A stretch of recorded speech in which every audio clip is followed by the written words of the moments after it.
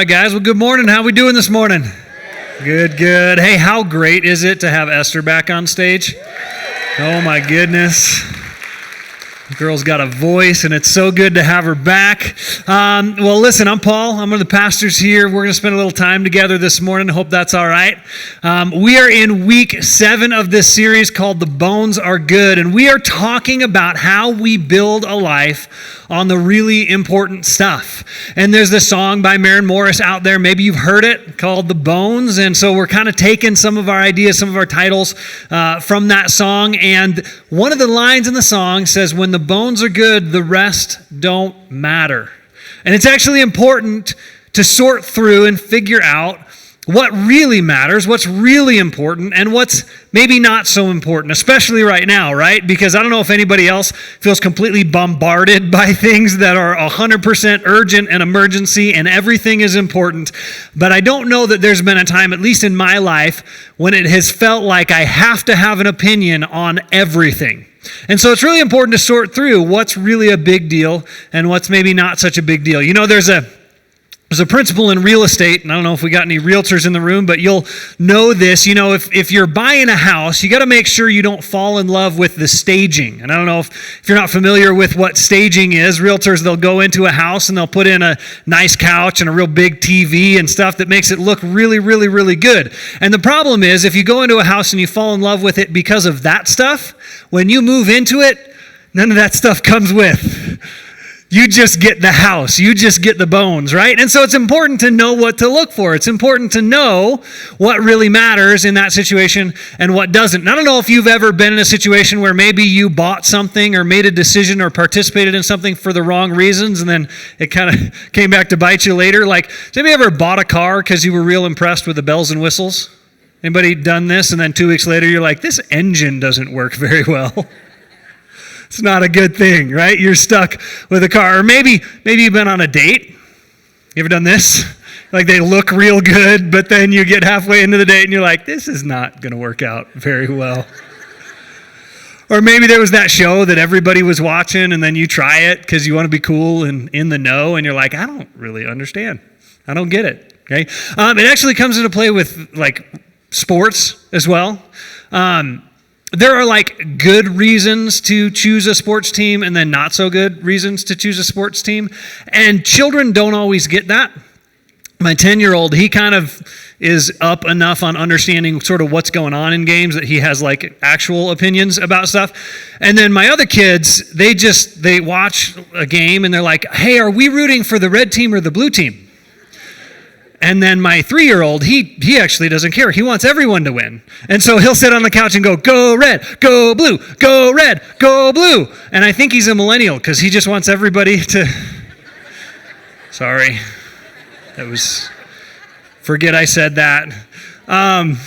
But he just doesn't care. And I can't really blame my kids. I think they learned from their mom. See... No, I'm serious. My wife, when she was a kid, her favorite football team was the Miami Dolphins because her favorite color was teal, and she really liked their outfits. So that's how she picked her favorite sports team. So there are things, right, that matter more, and there are things that matter less. And right now, we're in this place where everything matters, right? You go on Facebook, you watch the news.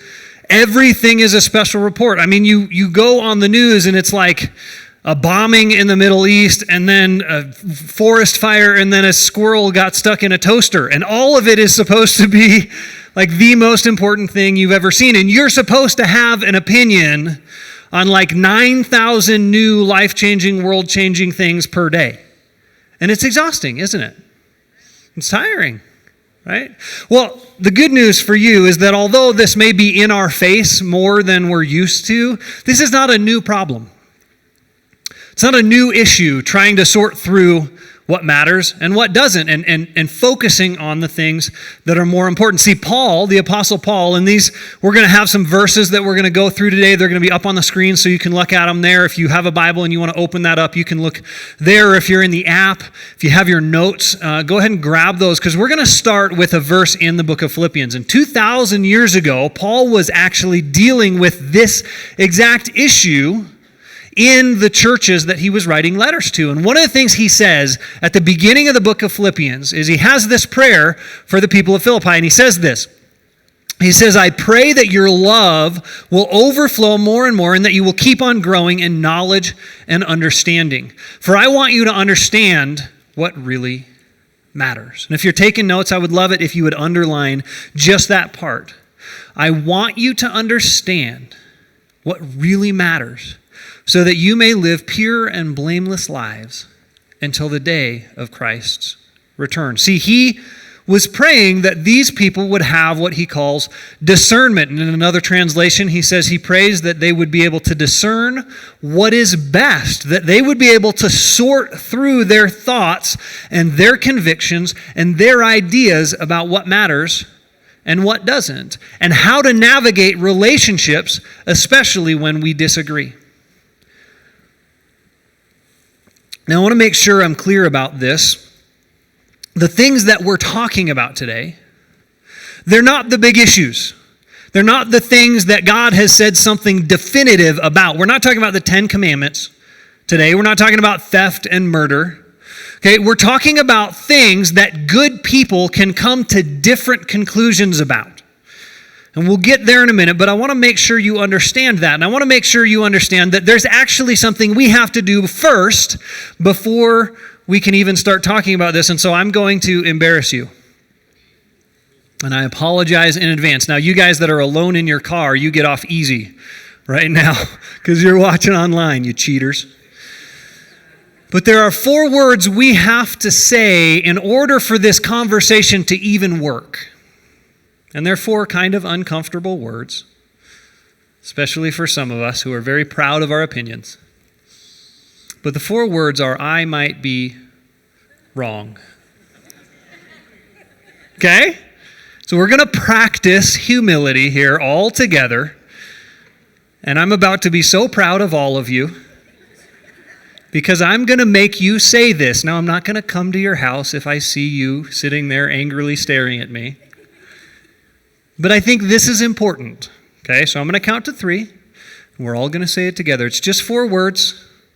It's not going to kill you. All right, so 1, 2, 3.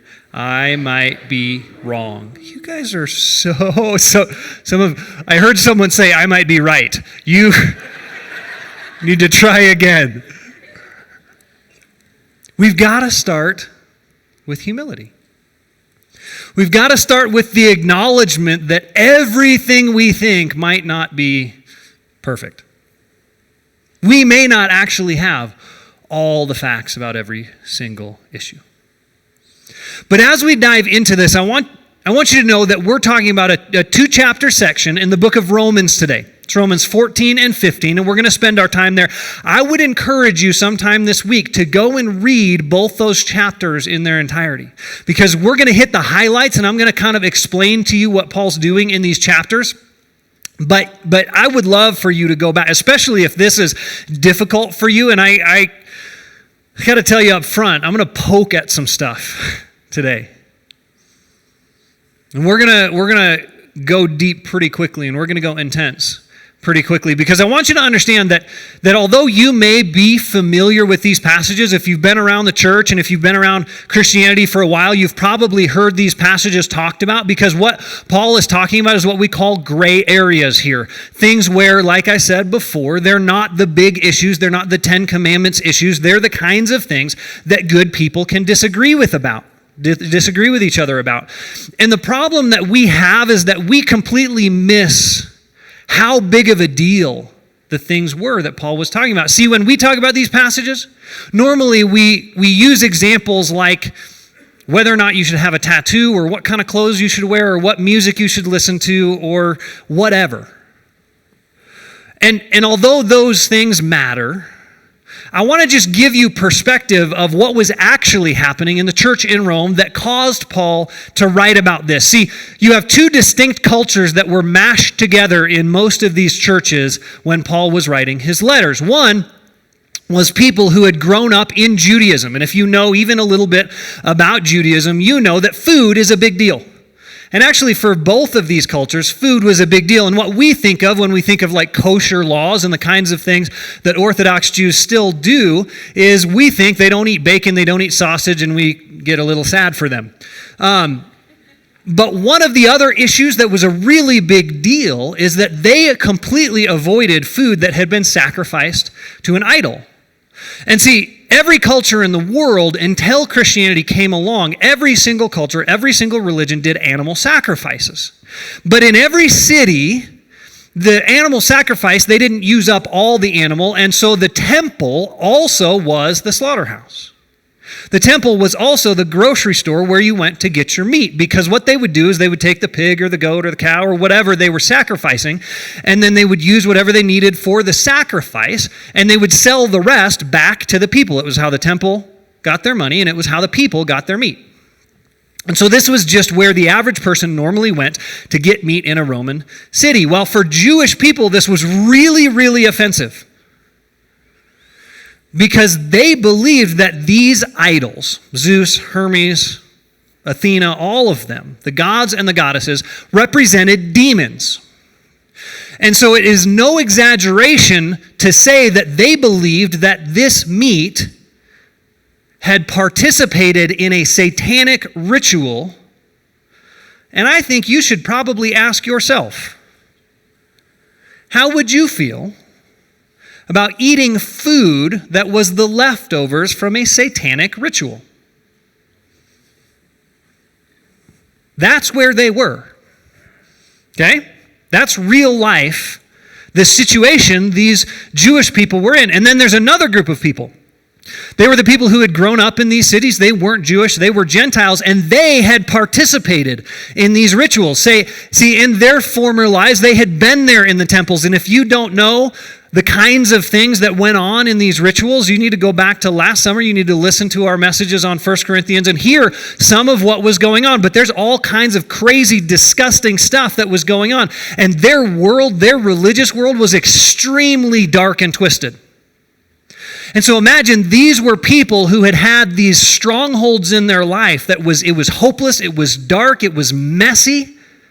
And they were now Christians who were trying to distance themselves from that. So these were the kind of people who believed that they used to be the kind of people who participated in those satanic rituals, and now they were sitting at a table with food in front of them that reminded them of who they used to be, that they were trying to get away from. This is like sending an alcoholic in recovery into a bar every single day and going, it's going to be fine.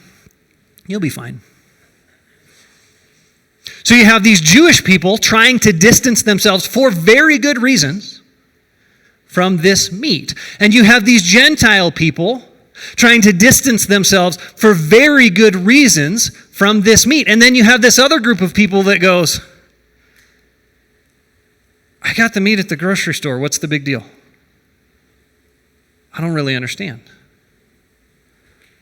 And they're all together once a week having a meal.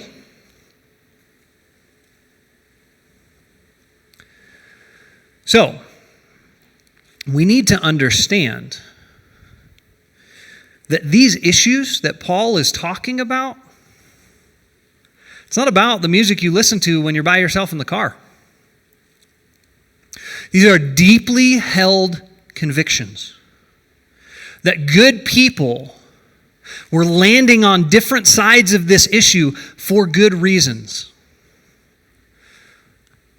And here's your warning. I'm going to start poking, because I think our world right now is in the exact same situation. And I want you to imagine with me a situation that is just like what they were in. Okay? I want you to imagine a Super Bowl party. And at this Super Bowl party, on one side of the room, you have this family. They're a generations-long military family. They're a Marine family. And their son has just in the last 3 weeks given his life overseas for the protection of their flag and their country. And on the other side of this room, there's an African American family. And just in the last 3 weeks, their son has been shot to death in a police shooting. What's going to happen when the national anthem starts?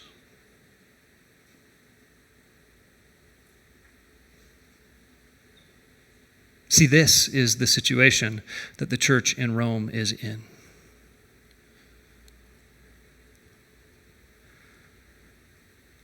And I think that it is the job of the church right now to be the people who have wrestled hard enough and been uncomfortable long enough and loved well enough to be the ones who have something to say in that room.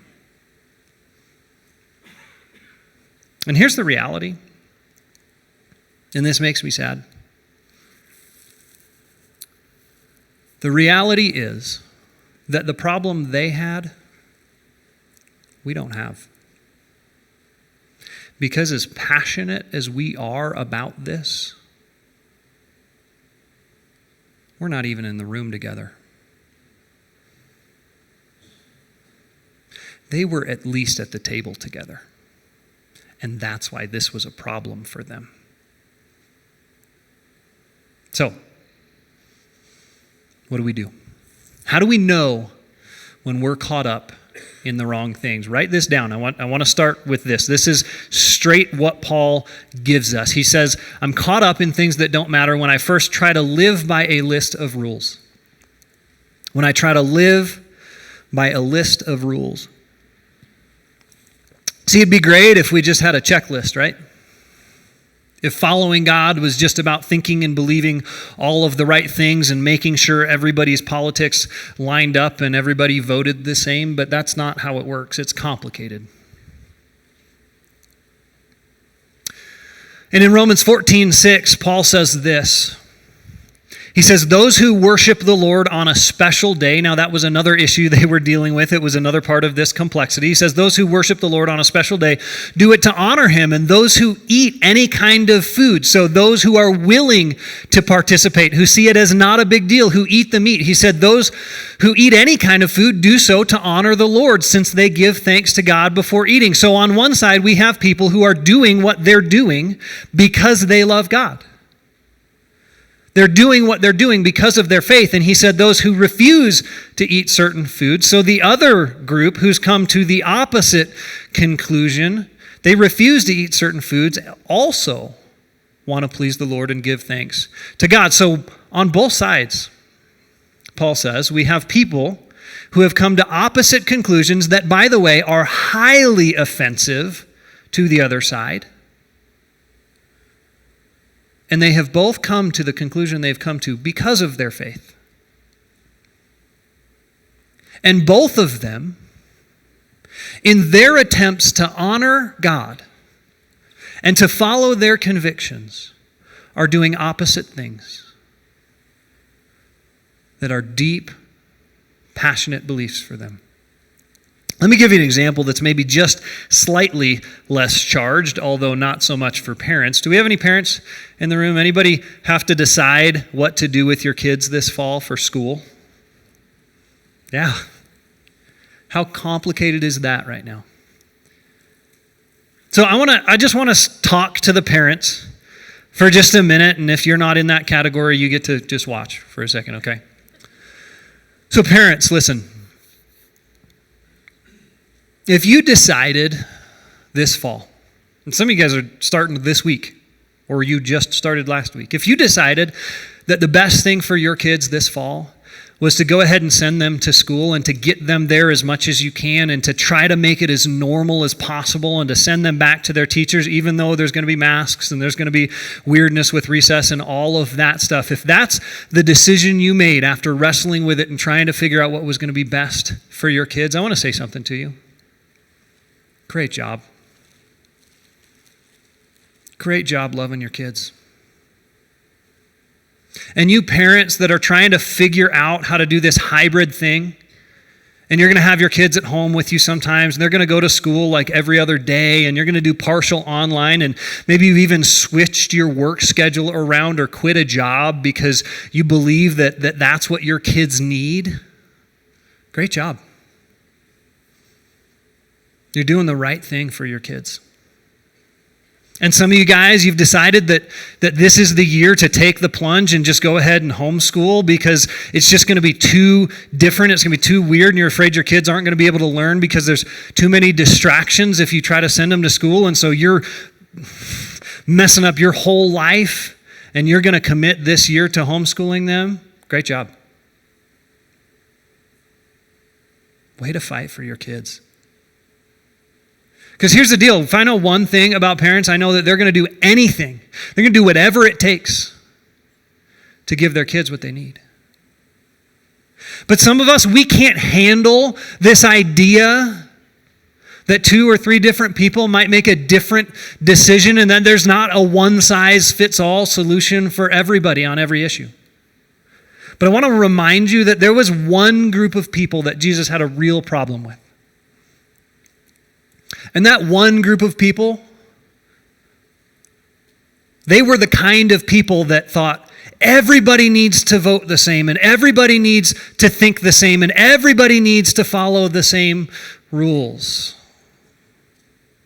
And they called themselves the Pharisees because they were looking for God's checklist of rules of what everybody should do.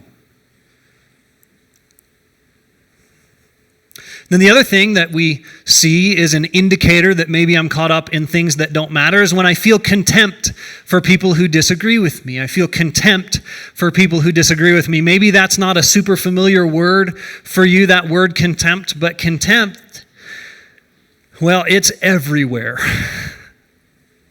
If you don't know what contempt is, watch the news, watch the presidential debates. Turn on Facebook, because all you're going to see is contempt. We don't talk to each other anymore. And I really do honestly think probably this is what the presidential debates are going to be.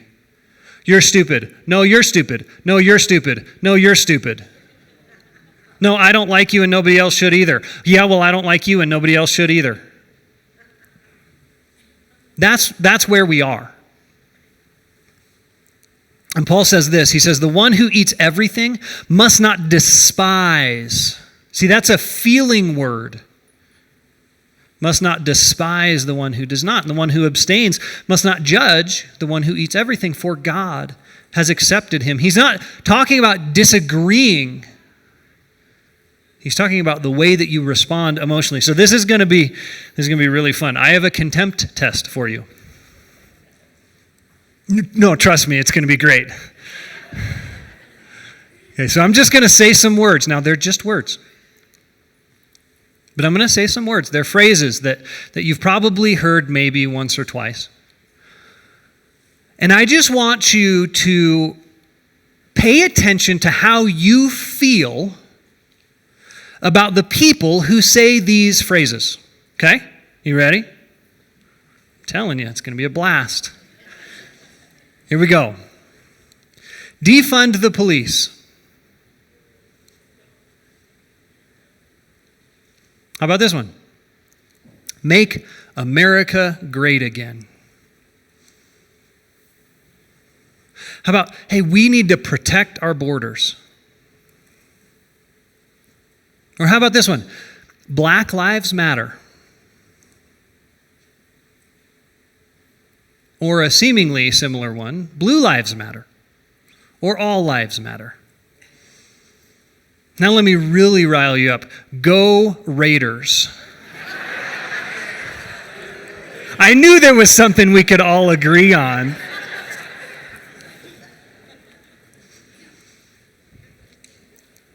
See, the problem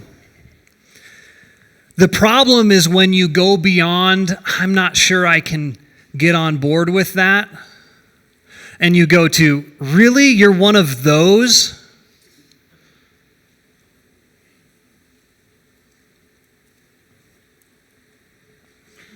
It's contempt. And then I'm caught up in things that don't matter when I judge other people's convictions. when I begin to judge other people's convictions.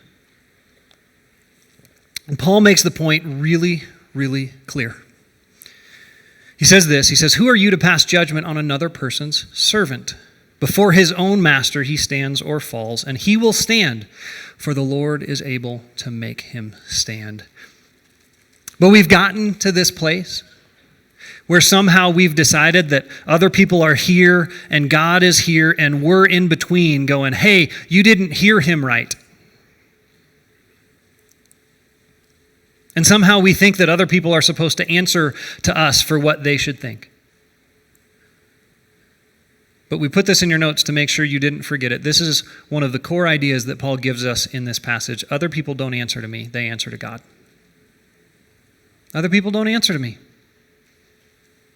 They answer to God.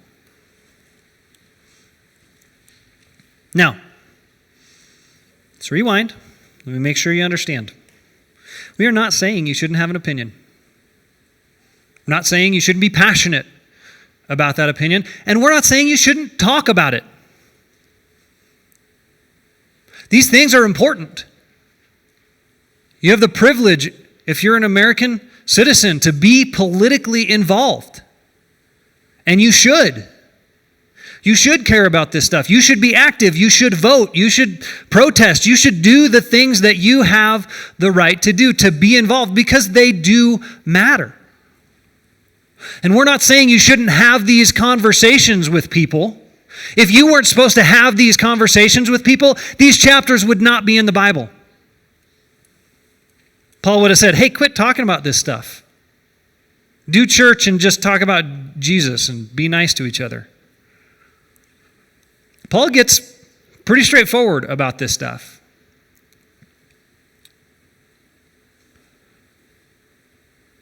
But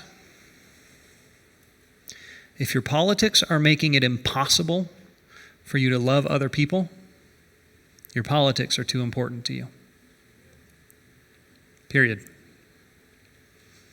So, this has been really fun so far.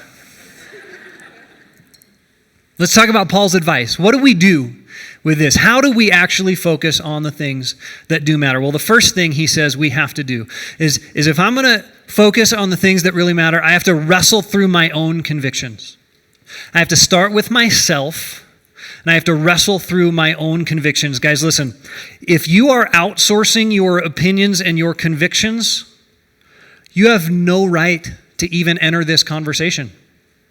And I know that sounds really harsh, but if your first question is, what does whoever think? Sorry. Just be quiet. Paul says we have to wrestle through our own convictions about this stuff. That's where it starts. So here's what he says. He says, "I am convinced, being fully persuaded in the Lord Jesus, that nothing is unclean in itself." Do you notice that he gives us the answer straight out right there?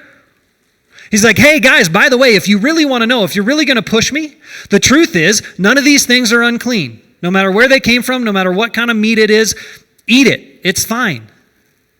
He tells us. But if anyone regards something as unclean, then for that person it is unclean. So whatever you believe about these things, keep between yourself and God. Blessed is the one who does not condemn himself by what he approves. But whoever has doubts is condemned if they eat, because their eating is not from faith, and everything that does not come from faith is sin. So here's what Paul says. He says, you may land in this group of people that feels comfortable eating this food. And that's fine. You're allowed to do that. You have freedom to do that. You may land in this group of people that feels like you just can't get over that hump. You can't do it because of your past, because of your story, because of your convictions about it. You just can't go there. You don't feel that freedom. That's fine. Here's the one thing you can't do. You can't sit and go, hey, what does everybody else think? Not an option. So, I want to make sure I interpret this in today's terms and make sure you understand what Paul is saying here, what the Bible is saying to us. Paul is saying it's possible to be a Democrat and be a Christian. He's saying it's possible to be a Republican and be a Christian. He's saying that it's possible to fight for racial justice and be a Christian, or to defend the protection of police and be a Christian. He's saying that it's possible to wear a mask or not wear a mask and be a Christian. That's what Paul is saying. And if you can't get there, listen, you don't have to agree with me. And at the end of this, you may hate me. And you're free to do that. I would ask you to do two things. Number one, stick around. Hear the whole thing. And number two, go read this passage. And ask yourself, knowing what you know now about the actual situation, ask yourself if you can keep your stances, not about the issues, but about how to handle other people who believe differently than you.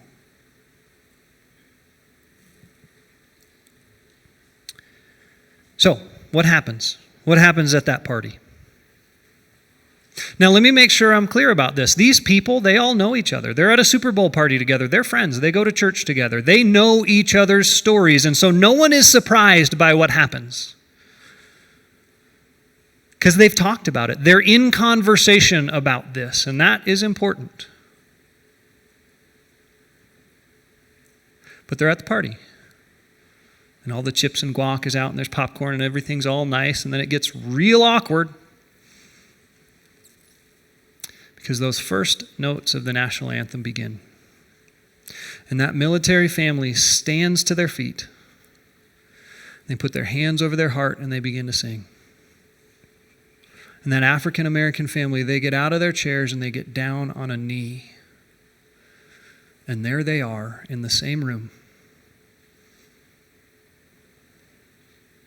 And I think if you understand this passage,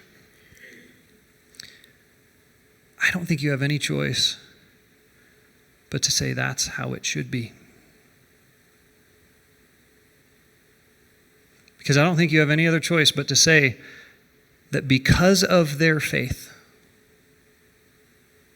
because of their convictions, that they have come to through wrestling through these things with God, and doing the best that they possibly can to be fair and right in their interpretation of the Scriptures. That military family is standing, and that African-American family is kneeling, and both of them are doing it in faith. Can you handle that?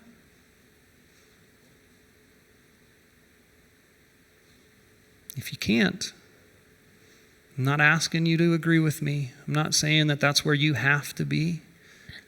But I am saying you need to do some wrestling with this passage.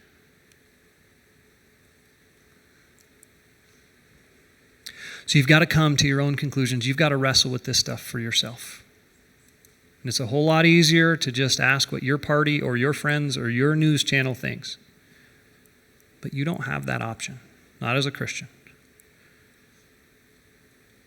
And then the second thing I need to do, because here's the thing, when you do that, you're going to be passionate. When you do that, you're going to believe what you believe, and you're going to believe it strongly. And then you have to decide, what are you going to do with the people who disagree with you? And that's where Paul goes. He says, the next thing I need to do is I need to love the people I disagree with. I need to love the people I disagree with. And he's going to give us, in one sentence, the most important thing he's going to say in this entire passage. This is what it all boils down to. He says this in Romans 14:20. He says, do not destroy the work of God for the sake of food.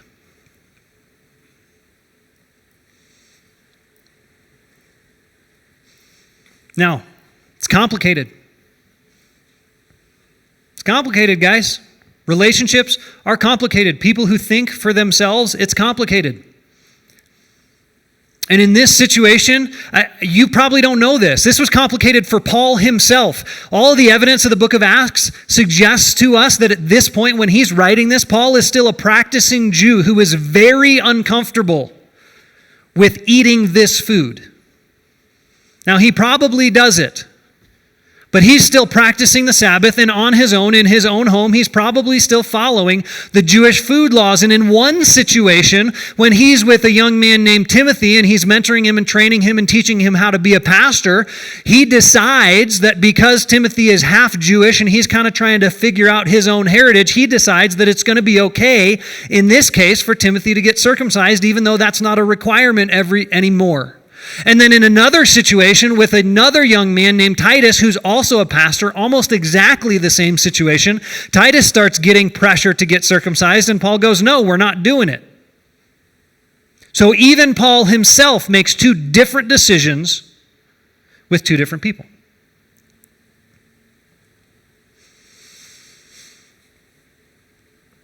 And he gives it to us as clear as he can make it. Do not destroy the work of God for the sake of food.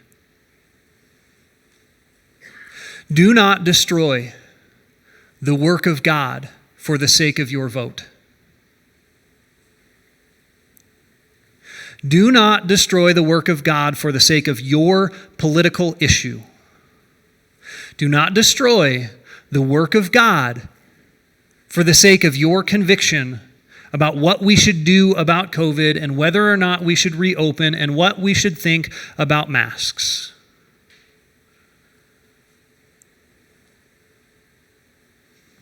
I'll say it again.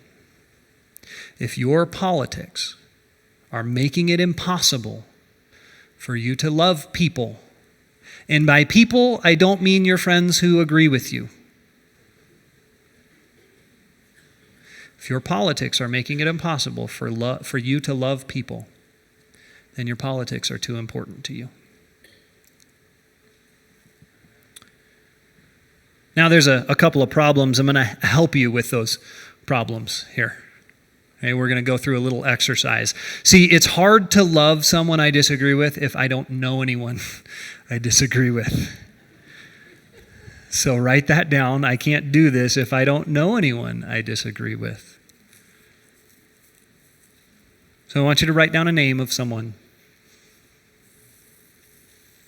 that you know, not just some friend of a friend of a friend who you found on Facebook somewhere because you wanted to have one of those crazy people so you could know what the other side thinks, but someone you actually know that you disagree with on something important. And if you're sitting there going, oh gosh, where am I going to find somebody I disagree with? You have a problem. I'm serious. It is possible these days to curate your life in such a way that everybody who posts something from that news channel, you just go, sorry, blocked. You're done. So who in your life do you disagree with? And I'll take it a step further. If you don't love someone that you disagree with, you have a problem.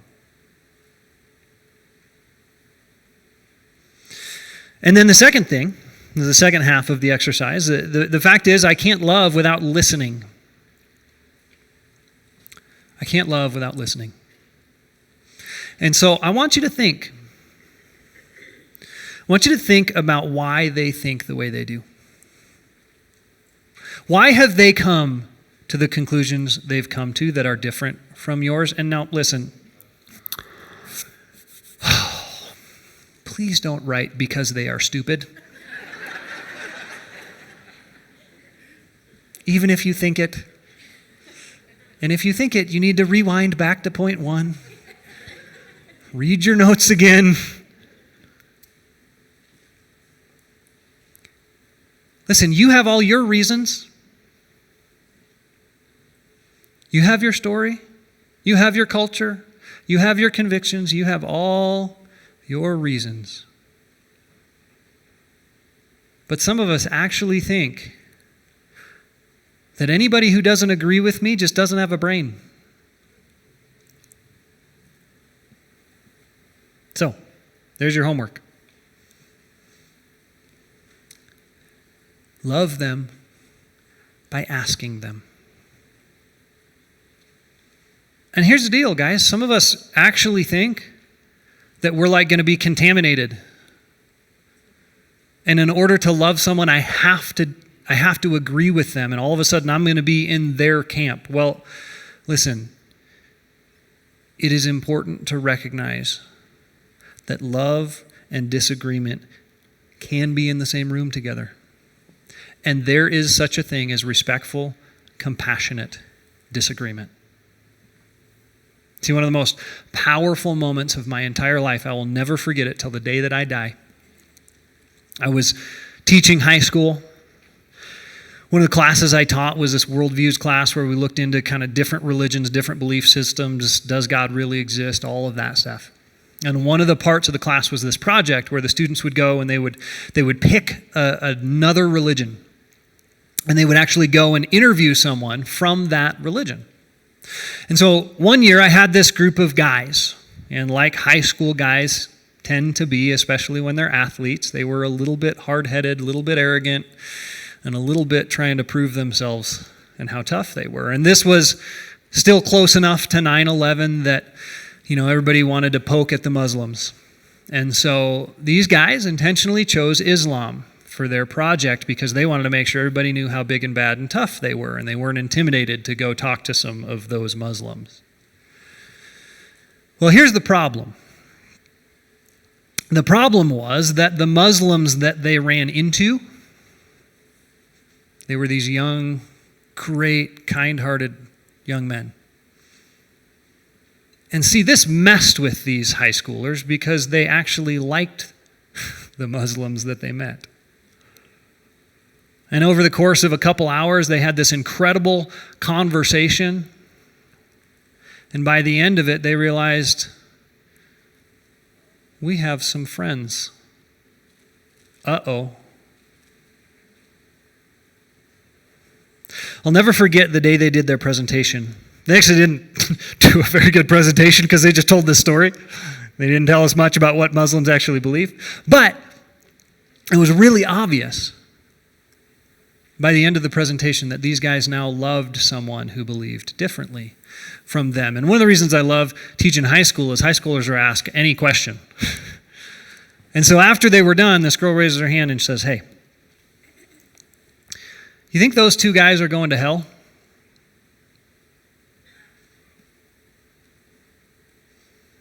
I will never forget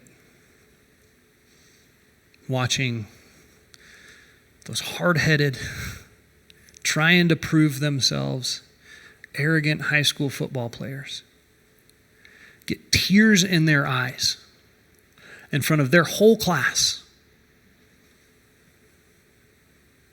And the one who was the ringleader of the whole group looked at that girl and said, "Yes. Yes, I do. I do think that if they don't meet Jesus, that's what will happen."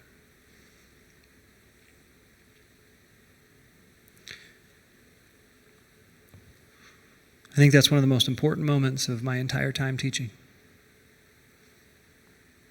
Because that whole class found out that loving someone doesn't mean that truth doesn't matter anymore.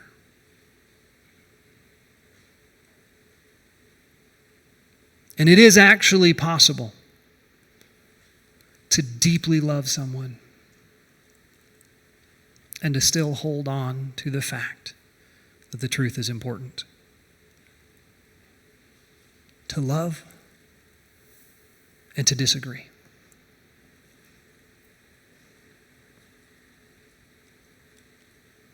So we figure out what we think. We love the people who think differently.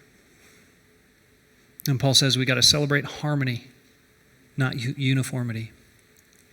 We got to celebrate harmony, not uniformity. See, if you look around the room right now, you'll see that we all look different. We all are different. We come from different backgrounds, different cultures, different families. And I don't know if you know this, but that's not because of sin. If the world was perfect, we'd still be different. And Paul says in Romans 15, he says, "May God who gives this patience and encouragement help you live in complete harmony with each other." Circle that word, harmony. See, harmony is not when the band is all singing the same notes. It's when we have drums and we have a guitar and we have a piano and we have vocals, and they're all blending together into this one beautiful thing, and it's because of their differences that they are beautiful. And he says this is what is fitting. This is what is appropriate for followers of Christ, is to live and celebrate harmony. Then all of you can join together with one voice, giving praise and glory to God, the Father of our Lord, Jesus Christ. Jason talked about this a little bit last week, about how we're not all the same, right? We need to be ourselves. And Rick, back when we did this Love No Matter What series, and if you haven't listened to that or you haven't listened to it recently, you need to go back to the beginning of the year and listen to those messages, because they're crucial. And in the message on racism that he did, and this was before George Floyd and this sort of recent round of things all blew up, Rick gave us this beautiful picture of heaven. It's a picture straight from the Bible. And in heaven, when we're there worshiping at the feet of Jesus, we take our ethnic identities with us. And that picture that the Bible gives us of heaven, it's not singing in English or in Greek or Hebrew or any other language. It's hundreds of languages all together in one voice. That's what heaven's going to be. And that's actually important, because if you think heaven's going to be everybody singing like you, looking like you in your style of music, that tells you a lot about yourself. See, one of the most important moments of my life, one of the glimpses of heaven that I've had, is being in rooms where I had no clue what anyone was saying. In Mexico, in Greece, where I'm just trying to keep up, humming along, trying to pronounce words I've never heard before because they're up on a screen and I'm trying to read them. And I was the outsider, and you need those experiences. And you are missing a little piece of the heart of God in your life if you have never been in that situation. And listen, you don't have to go overseas for that. There's a Korean church like 2 miles away. There's Russian and Spanish churches all over this city. Try it sometime. See what it's like. See, when you're in those situations, you realize sometimes what's important and what's not. And thinking about heaven that way helps us to remember what's important and what's not. And Jesus, he was brilliant at helping us see what's important and what's not. There was a scene in the book of John that we see Jesus. He's there with this crowd of people that's trying to trick him into saying something that'll get him in trouble again, because that's what they did. And they bring this woman to him. She's been caught in the act of adultery. She's probably naked, and everyone is fired up about what is he going to do? What is he going to do? What is he going to do? What does he think? How is he going to enforce the law in this situation? And they're just churning and spinning and yelling and spitting on each other, and just everything is chaos. You know what Jesus does? Turns into a 4-year-old. Picks up a stick and starts drawing in the dirt and ignores the whole thing. Until they realize that they have made their opinions about the rules more important than a woman's life. You know what I think Jesus is doing right now? I think he's drawn in the dirt. And he's going, hey, whenever you guys are ready to talk again, I'll be here.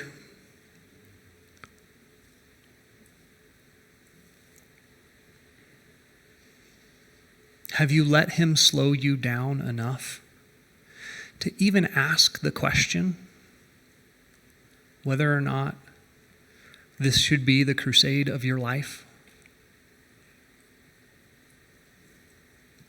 And then finally, Paul ends the passage by saying, if we're going to focus on things that actually matter, I have to always hold on to hope. I have to always hold on to hope. You know the one thing that is completely absent right now from politics and from Facebook and from the news? I'm talking about like not a hint, gone. Hope. You notice that? Because fear and hope, they don't play nice. And hope doesn't really sell. But Paul says, and I love that this is where this verse is. See, if you know me or if you've been to the 8-Hour Old Testament, you know this is one of my favorite verses in the entire New Testament. And I love that this is where this is.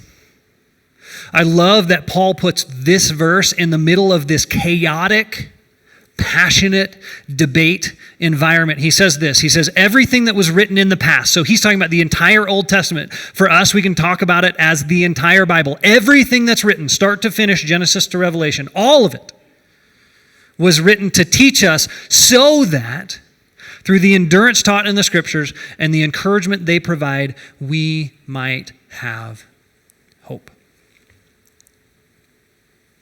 That is the point of the entire Bible. And so if you have lost hope right now, if you're looking around at COVID and you're looking around at schools and you're looking around at government and you're looking forward at this election and you're looking at the issues that are pressing and you're looking at our cities burning and there is no hope in your heart, it can only be because you have forgotten that even though all of that is true, we still worship the God who conquered death. That hasn't changed. And the thing I love about the Bible is that it records generation after generation after generation after generation after generation of chaos and failure. And God over all of it going, I'm still working and I'm not done yet.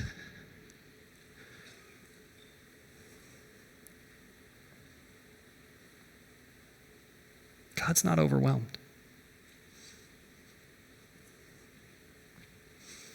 And he certainly is not dependent on who wins the election.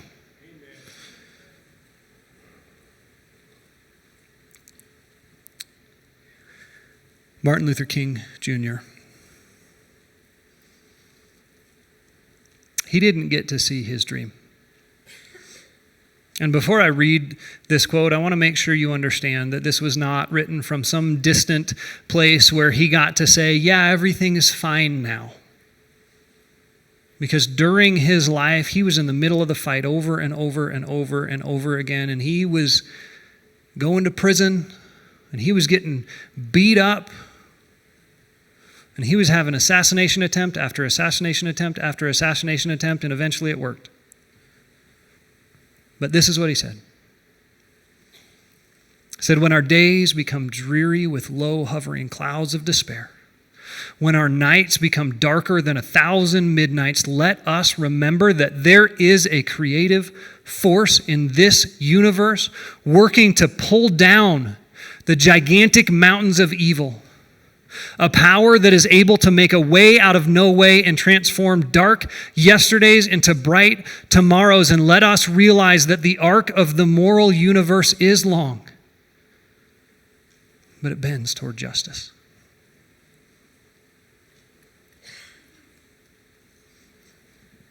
And I got to be honest, I wish we could be done right there.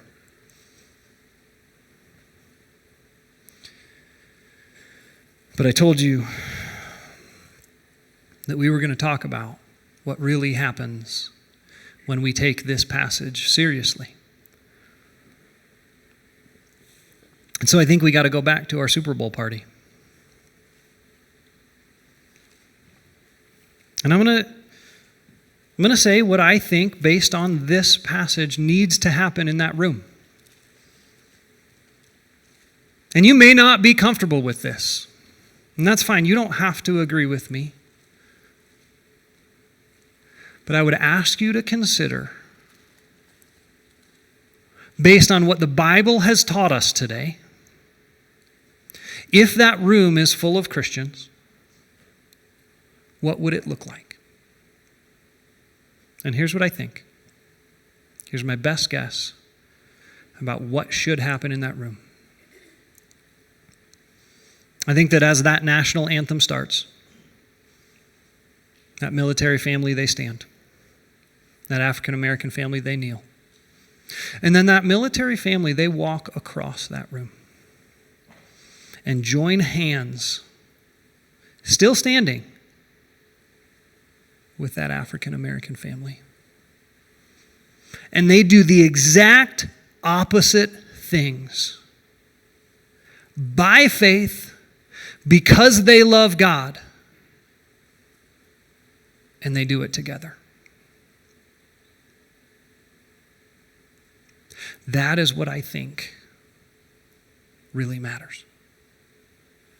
And that is what I think it looks like to say that the love of God is bigger than our politics. So maybe you got some stuff to chew on and wrestle with. That's what I think.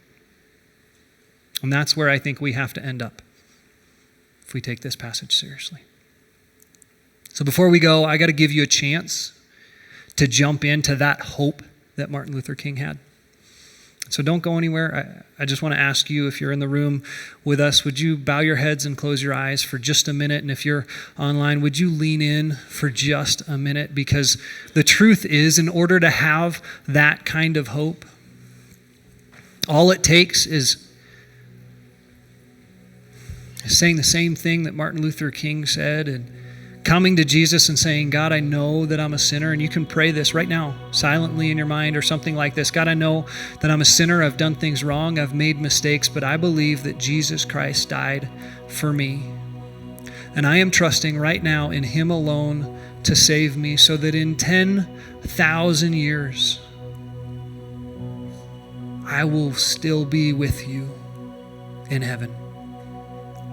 And if you did that, or you prayed something like that today, I'm not going to embarrass you or ask you to stand up or come forward, but I would just love to know who you are so that I can be praying for you. And so if that was you, I'm going to have you raise your hand here in just a second. If that made sense to you today, and for the first time you're placing your faith in Jesus for the forgiveness of your sins and the hope of heaven, would you just slip your hand up and put it right back down? Thank you. Just slip it up, put it right back down. And if you're online or watching this later on and that was you and that made sense and you're placing your faith in Jesus, would you let us know that by texting the word believe to the number 313131, and we'll get back to you. We'll help you get started. And Jesus, we have so much complication in our lives right now and so many things to think about and to chew on, and we just need your guidance, and more than anything else, we need hope. We need the reminder that no matter what else in the world lets us down, you never will. And so help us to leave today with a challenge and with more clarity about how we can love one another better. Give us the courage to do it.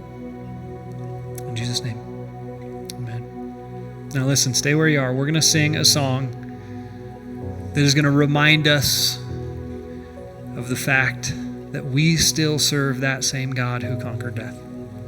And then when we're done, we're going to exit out this way. And if you want to stop by the tent, there's a tent over there that Jacob's going to be there, and he's going to be just collecting some information about our sports ministry that we're starting up. So we would love to just get some thoughts from you on what that's going to look like. And there's also a class coming up. We talked about wrestling through our convictions about this.